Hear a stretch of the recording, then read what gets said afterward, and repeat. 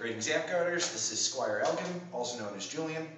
I'm your current Imperial Champion. I'm here today to discuss a topic that's been the subject of much taboo as of late, and that is weapons checks.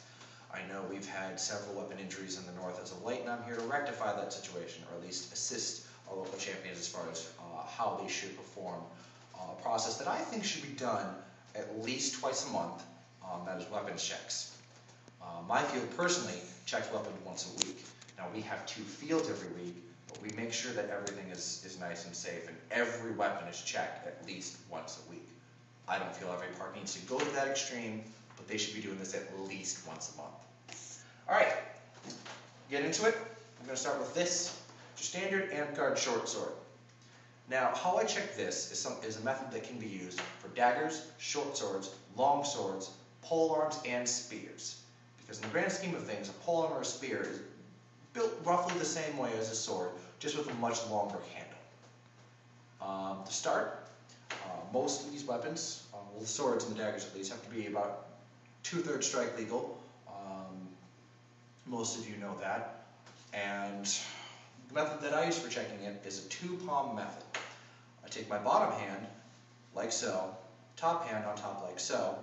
I give it a nice firm squeeze. I'm not trying to crush the foam, but I am trying to grip it firmly for the sake of, especially up here, when what we like to call in the fighting world the sweet spot. That's where most of the kinetic force ends up being transferred from blade to person. Squeeze both at the same time. Rotate as I move up. Keep squeezing. Now the reason I use the rotation is because anything that this hand misses will most likely be picked up by this. This is a tried and true method that I've used on just about any weapon I've come across and has almost never failed me. Now for some weapons, if they're a bit softer up top and you feel some parts that you're not too sure of, there are 2 methods that I suggest you do. The first one is you can give it a nice bit of a firmer squeeze, and some weak points you can check with the tips of your fingers to see if it goes through and you can feel core. And the other method is get a second opinion. Find somebody who you know is an experienced player who's not going to be like, oh, this is my friend's sword, I'm just going to let it pass, to squeeze that blade to find out whether or not they can feel core. There is nothing wrong with asking for help if you are not 100% sure. Safety is a big, important factor. People get hospitalized from unsafe, illegal weapons. And that's not something that anybody wants. I mean, even if you don't like the person, if they don't come to field, you can't hit the person. And well, that's just not fun for anybody. Personally, I like to have as many people on the field that I can swing at as possible, whether I like them or not. The next method we're going to go to is the tip. Now, people like to do several different methods on checking tips. Some people like to go to one extreme and use just simply the thumb. I highly, highly, highly suggest you stay away from this method for several reasons. One, when somebody gets stabbed with the sort of a tip, kinetic force doesn't transfer to one spot the way the thumb check works. Also, when you check your thumb, the tip with just your thumb, you are aiding in that tip getting blown out, shortening the length of that weapon's durability. Meaning, the more you do this, the lesser that weapon is actually going to be able to stay legal. Another method that other people do, the other extreme, is the open palm method. This is all well and good. This is pretty close to how a stabbing tip works. How the kinetic force transfers from tip to person. However, I find this to be a little too soft for the sake of weapon safety. Just because a couple of good stabs at the start of the day, and you get towards the end of the day, that tip might blow out. So what I like to do is the 3-finger method. 1, 2, 3. It's a nice, simple balance. You get a nice, good grip with your bottom hand and a nice, firm squeeze. It works a little bit rougher than how the tip is actually going to work, but this also makes sure that you have a solid idea of whether or not that tip is blown through. And because most people don't bother carrying measuring tapes on field, some do, some don't. Is it a good idea? Yes. Is everybody going to do it? No.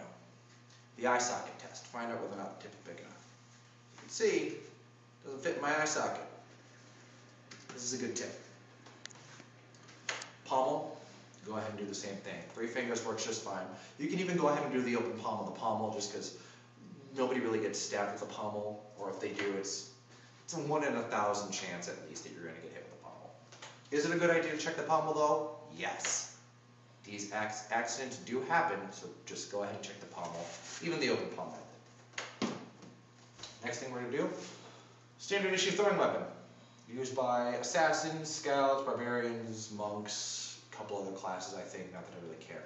But anyway, with the throwing weapon, most people tend to use cored out pool noodle, or just standard pool noodle. Sometimes they like to stuff the insides, they use fabric, that's perfectly fine. My preferred method is rubber bands, that's perfectly acceptable as well.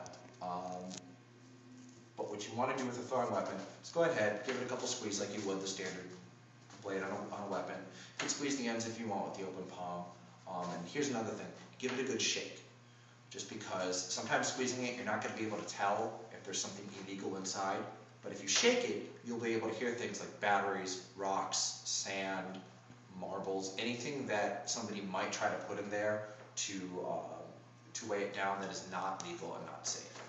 I mean, sometimes a random newbie just gets creative and they don't realize they're not supposed to use these objects. So give it a good shake, ask questions if need be, and go from there. Next, we move on. Standard issue plank shield. I don't have a sled shield with me, mostly because I don't own one.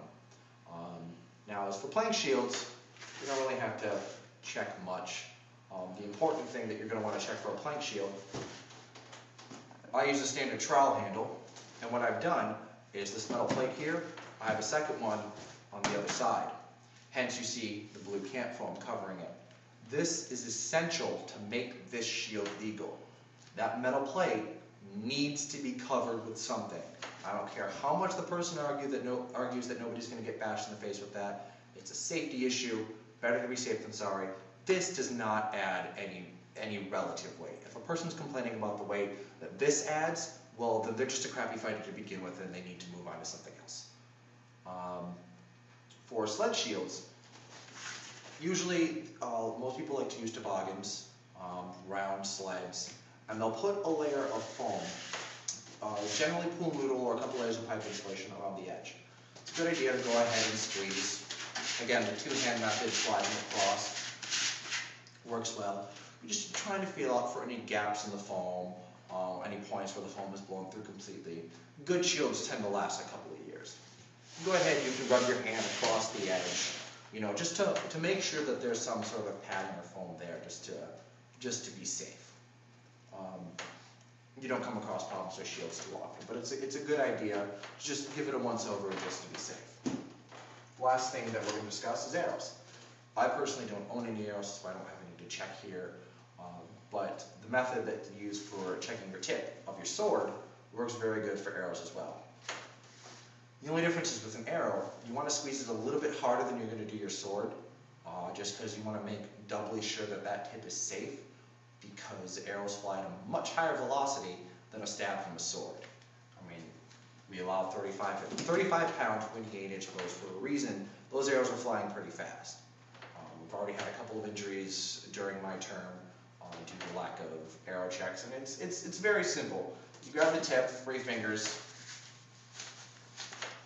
All right, good. Move on to the next. It's that simple. All right, folks, this is Squire Ogan. My cameraman is Jeff, also known as Theron. Wave the camera, Jeff. And we are signing off.